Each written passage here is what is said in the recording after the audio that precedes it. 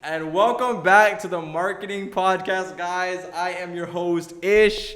This is Moz. We are some of the best marketers in the game, not just because we're saying it, it's because we are. We run a marketing agency. We run actually multiple marketing agencies have worked with high-ticket clients and some pretty big names in the industry. And we just made this podcast to share our stories, share our strategies that we use for artists, and share the tactics that we use to grow all of our clients that we work with. How are you doing, my friend? Doing good, bro. Just making some careers blow up. Yes, just sir. Connecting some it people. It feels good, right? Yeah, When bro. you see an artist start popping off slowly and oh wow, his audience is actually converting. That's probably the best feeling, man. I love that feeling. Yeah, totally, bro.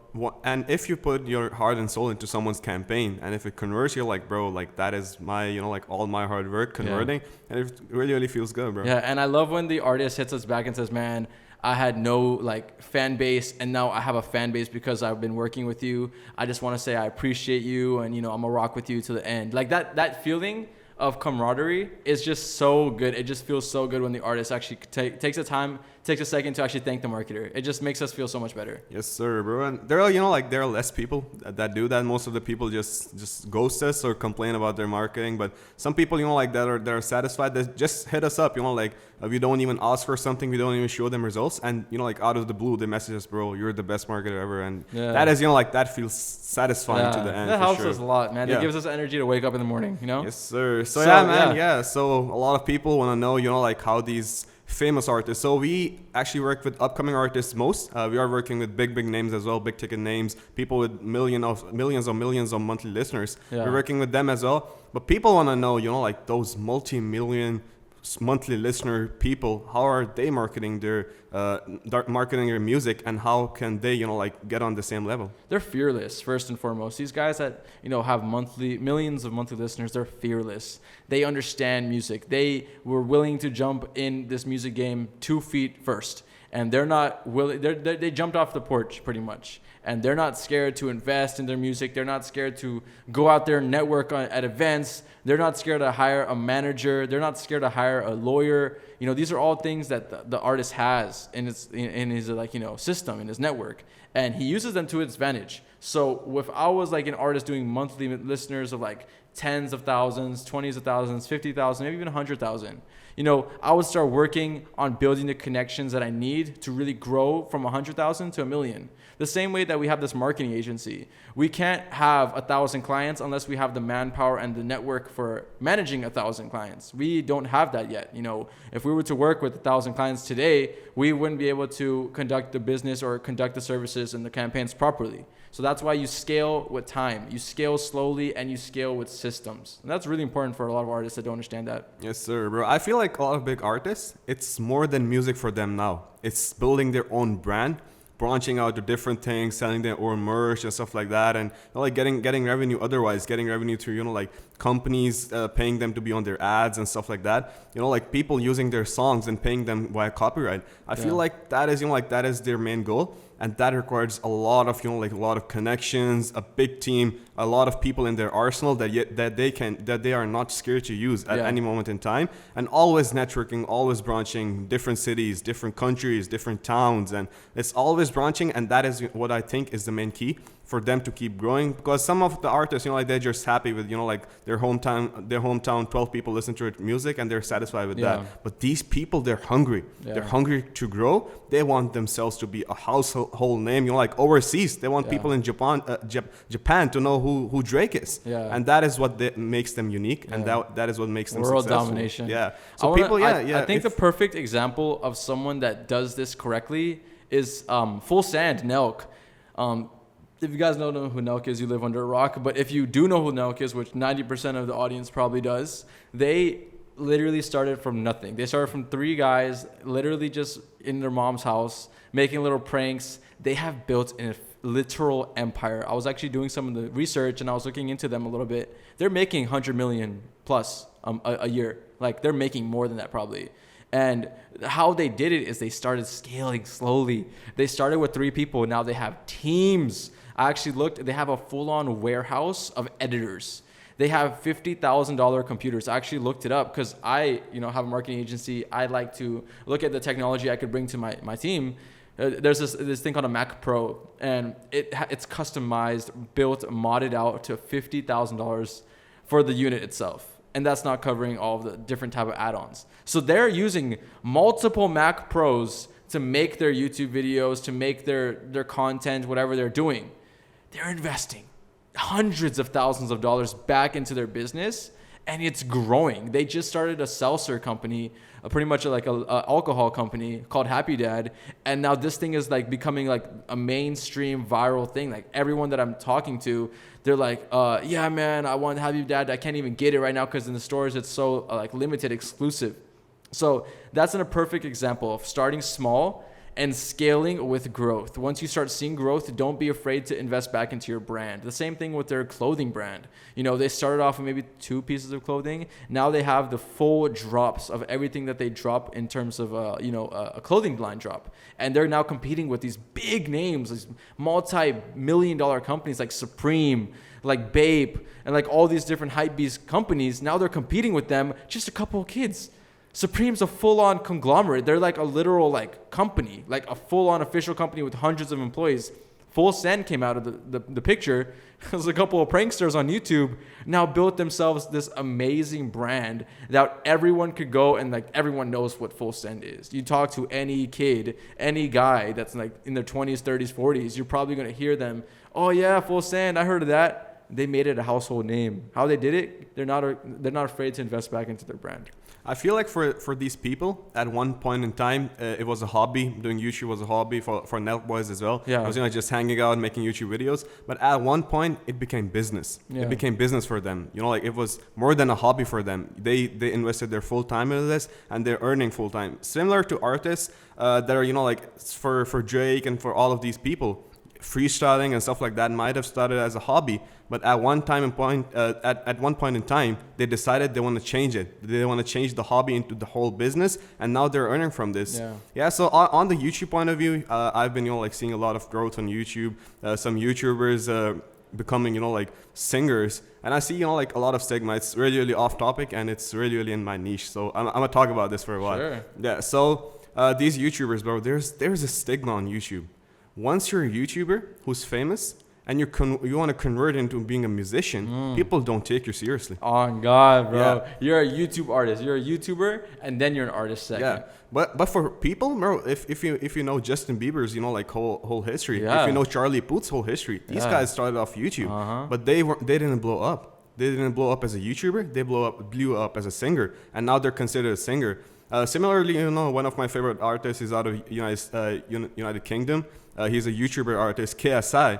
People see him as a YouTuber and don't take him seriously as a singer because he's famous as a YouTuber, if you understand what that means. But I feel like, like a lot of YouTubers, like these Logan Pauls, like these Jake Pauls, they all of these YouTubers, bro, at some point in time, they dabble into, like music industry. And they ruin everyone's expectations of what a YouTuber can make as a singer. Yeah. Look at DDG for a perfect example. This guy is charting on Billboard Hot 100s, Spotify Caviar playlists. Bro, this guy just literally, as a kid, like maybe 2 years ago, was just making YouTube videos about how he broke up with his girlfriend and then they got back together the next day. Just a bunch of stupid content.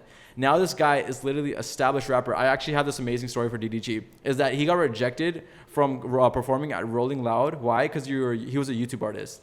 And now the same DDG is literally charting on like next to Lil Baby. He made songs with Lil Baby at this point. Like he's up there. I wouldn't be surprised if he made a song with Drake at this point, and he got to that point where he's established himself so like official as an artist to the point where Rolling Loud's now calling his phone saying, how much can we get you on board for, a booking? Like, isn't that insane that Rolling Loud literally rejected him because he was a YouTube artist? And now that same YouTube artist is charting and trending. And now Rolling Loud's calling him and asking, "Hey man, let's get you on a show." Isn't that insane? Yeah, that is insane. Also, one of one of the YouTubers that I watched back in the day, Filthy Frank, he made the most obscene, the most weird videos on YouTube, bro. Like you see his videos, and if you're not a Filthy Frank fan, you'll see, bro, why is he famous for? And you see his videos rack on views on views on views. He made the most stupid, the most funny videos ever. But after in 2018 or 2019, he switched his career whole up. He just tied his YouTube career together. He made a ending video of his YouTube channel, and he jumped onto music. and now he's making, you know, like melodic sad music. But I feel like his music is so good. You must have heard some music. After this podcast, I'm gonna show you some music. Sure. You must have heard his music, but you wouldn't know who produced the music. Really? But I feel like his music is so good, but it is so stunned just by this shroud of he was a YouTuber that made funny content. If you understand that. Yeah. So in the last podcast, you talked about, you know, like if you're an artist, you should, you know, like switch things up. You did pranks on your channel as well. Yeah. What if you blew up because of your pranks and not because of your music, but you still want to do music? Do you think, you know, like you would see the same growth? So like once you blow up off a prank video or off some kind of like prank or YouTube video, people are gonna follow you because of that YouTube video. They're gonna want more content with that same kind of topic. So if you're like, for example, I went viral off a boxing video in Compton. We were just boxing strangers. So millions of views, you know, it went viral everywhere. And that same content, now we have to kind of replicate it to maintain that audience. If you don't maintain that audience, they're going to die. Like you're going to be a one-hit wonder, you know, if you don't keep within that niche. So you have to sometimes, like, after a couple of videos, let's just say, for example, I made 5 other boxing videos, you know, challenges, tournaments, all this stuff. Eventually, you're going to get to the point where you're going to, you know, start making music and then try to like hint it out, you know, in the vlog. Hey, man, I'm dropping a song soon. And everyone's kind of fans at that point.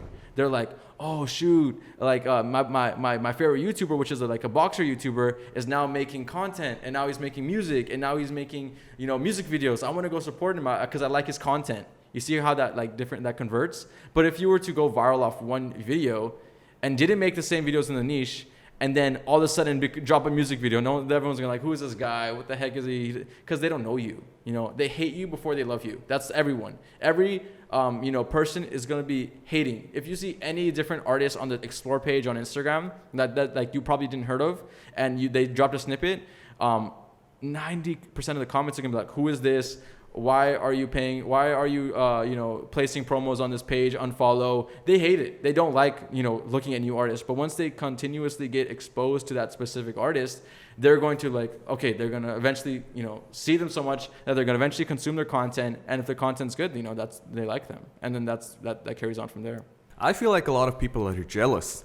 They're jealous that someone can be, you know, like talented and making, you know, like entertaining YouTube videos.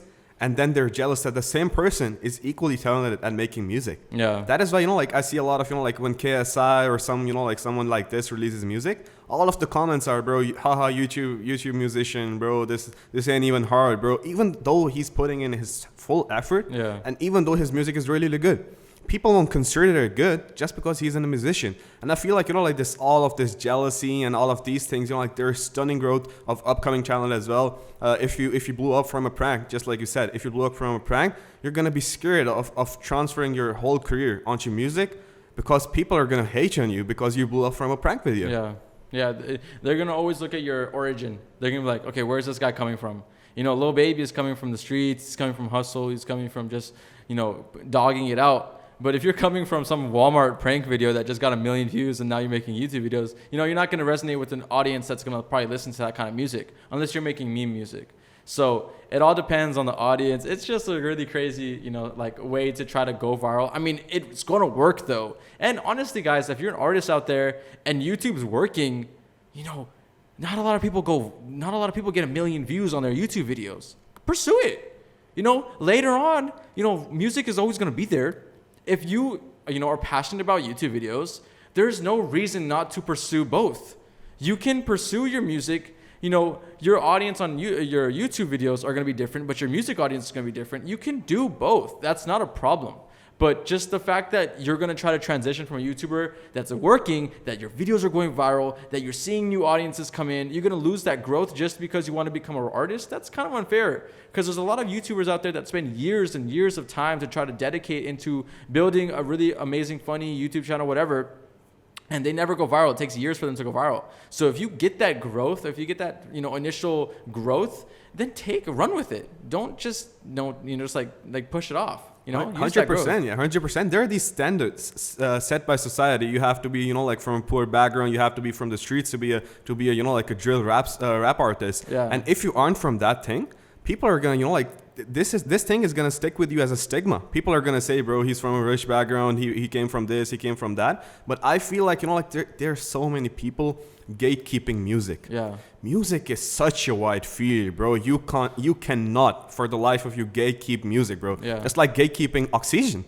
Just because, bro, music is for everyone. Yeah. You do not, you do not have any, you cannot gatekeep music is what I'm trying to say. Yeah. Is, music is for everyone. Anyone and their mothers want to do music, they can do music. And everyone listens to music. No one's going to say, I don't listen to music, unless he's a robot or unless he's Elon Musk. But everyone's going to listen to music. Everyone has a certain style. I have a different style than you. You have a different style than the other guy.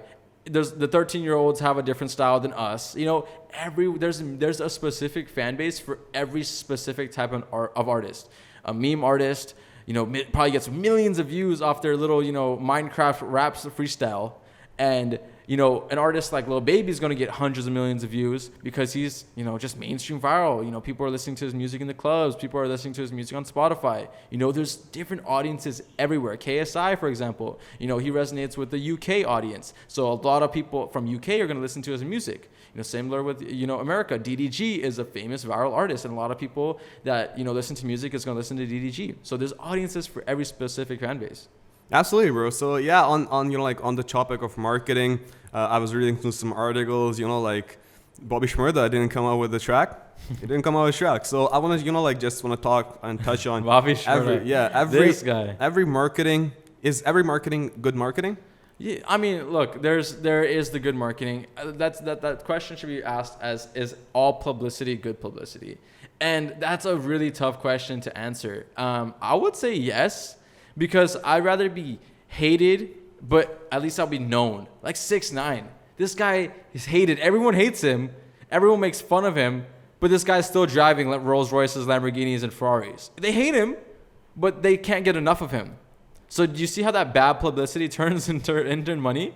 It turns into money, whether you like it or not. Any publicity coming to you equals money, equals wealth, equals monetization opportunities. So if you have bad publicity, you are known as a snitch, you're known as like a loser, crybaby, people are still going to come to your page and comment on your post, crybaby, crybaby, crybaby. Advertiser sees that you're getting 100,000 comments, a million likes, and he's going to throw you $50,000 for a sponsored post. You see how that makes sense? You're getting hate, but advertisers don't care about hate. They just want to advertise their product to an actual audience that, is big. And that's how you utilize publicity to your advantage. It doesn't matter if you're good. It doesn't matter if you're bad. It doesn't matter if you're evil, good, bad, whatever. You could be whoever and whatever you want to be. If you want to just be a troll on Instagram and just make fun of people, you can do that. But all publicity, I do have to say that it's good. It's a kind of controversial topic. A lot of people have different opinions about it. But I personally think that all publicity is good publicity. What's your opinion? I feel like you have to be some kind of person. You have to be a specific kind of person just to ride this, this bad publicity wave. Because I don't think, most of the artists, if they get, bad or in the media and stuff like that, call snitch, I don't think their mental health will, cope with this. Everyone calling you a snitch, everyone, everyone is blaming you and stuff like that, calling you a loser. But I feel like some artists, they have this filter. Just like 6ix9ine, he has this filter. I'm a snitch. He I'm a calls millionaire. himself a snitch and he makes memes about it. That's the funniest part. He actually knows that he's a snitch. And he's making really funny videos. His actual last cover art was him as a snitch, as a little rat. And that's just amazing branding. He understands marketing at a level that the normal person just doesn't understand. He used that to his advantage to make music off the fact that he was a snitch. There's not a lot of artists like 6ix9ine. And, I think that his practices are, as a marketer, just some of the best stuff I've ever seen ever in history. Just because of the fact that he went all the way to the point where he threw 69 6ix9ine tattoos all over his body, colored hair, went all out. He said, screw it. He did this before he went viral. He said, I'm going to do this and I'm going to do it the way I want to do it. He didn't care about if he went viral or not. He went 2 foot in. Same way with Lil Baby. Same way with these artists that are getting millions of streams. 6ix9ine did the same thing. He said, I'm going to commit and figure the rest of the stuff out later. I'm going to commit to my brand, commit to my image. If it blows up, let's get it. If it doesn't, oh man, I suck. But I'm not going to take no for an answer. Bro, Bobby Shmurda isn't even an artist anymore. He's still capitalizing off that. Oh my God, Bobby Shmurda is just so funny. This story of Bobby Shmurda is just hilarious. If you go to his comment section right now, any post, that's cool. Like he's like posting with like his uncle or something like that. Hey man, nice that you met your uncle, but when are you dropping a song? Like everyone is asking you to drop a song. And maybe just think about it from a marketing perspective. He's getting everyone so hyped about him. They're tuning in, because I tuned in, to Bobby Shmurda's page to see if he's dropped another song, dropped a new song. So the anticipation for his music is so aggressive, so highly demanding, that he's gonna just do whatever, live however he wants, to the point where when he finally does drop that song, it's gonna go crazy. He has that audience already. He been having that audience for tens of years, and now finally he's getting to the point where he can, just live his life, because he just came out of jail. Poor guy, man. He's trying to live his life, spend a couple months out. But from a marketing perspective, I think it's kind of smart, because now everyone's commenting about the song. Every comment is getting tens of thousands of likes.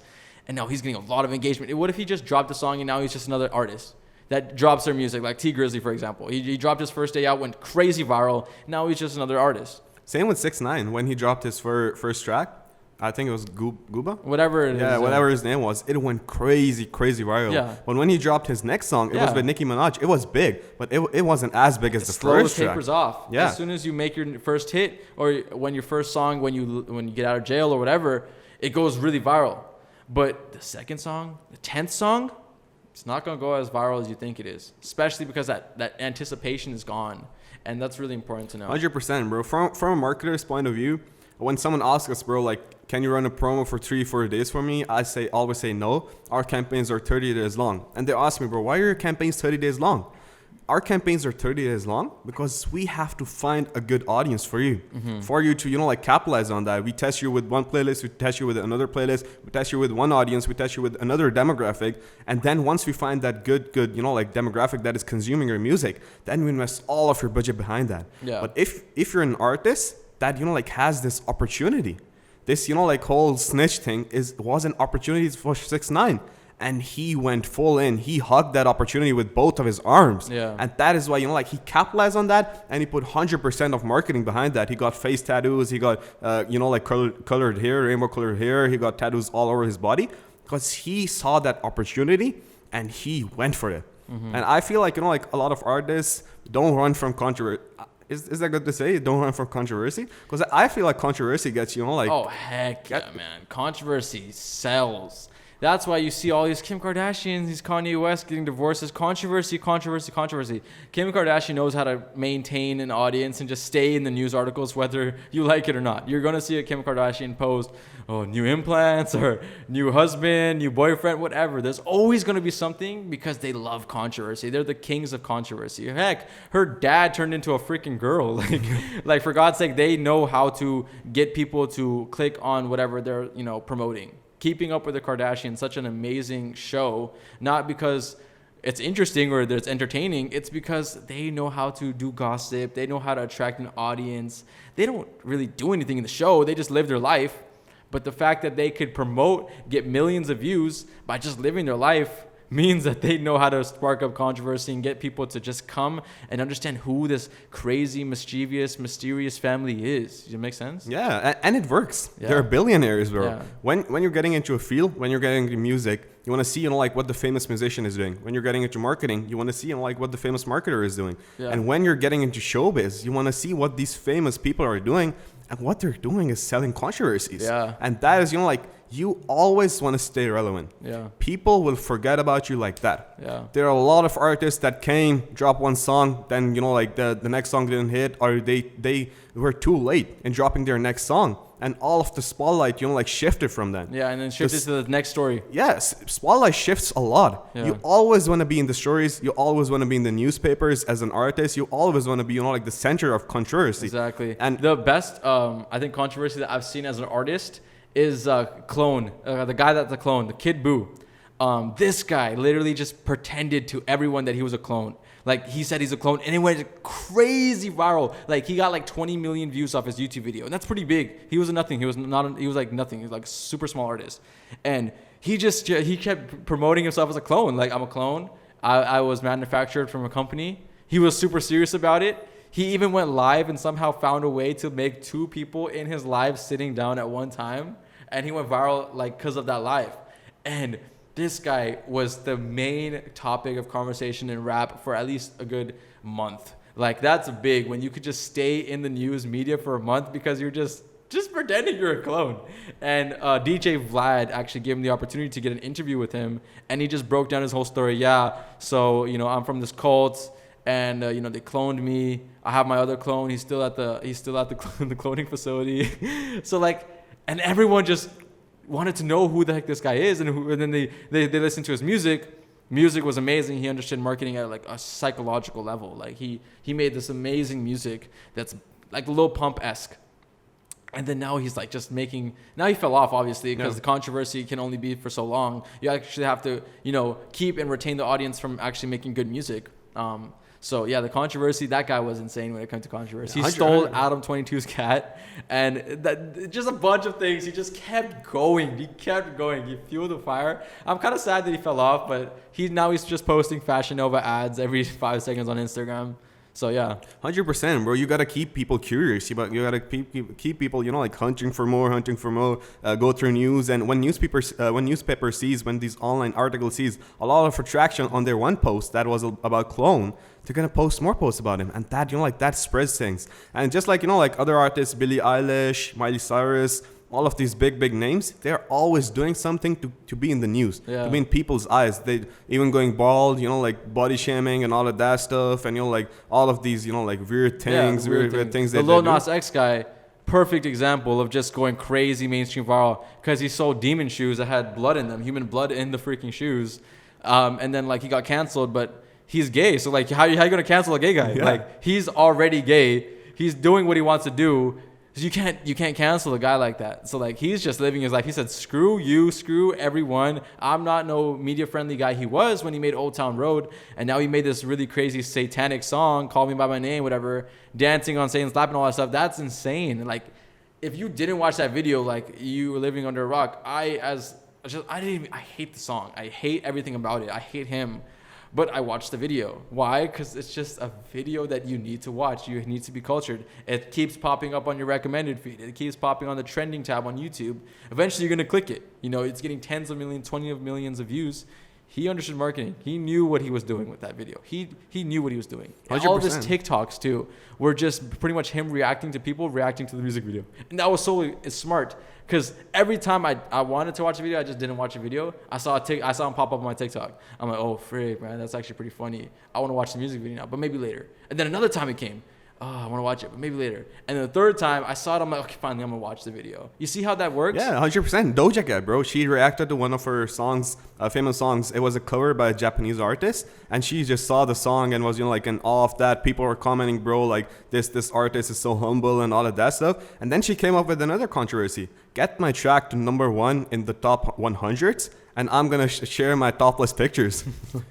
The track got to number 1, and she was like, bro, nah, it was just a joke, bro.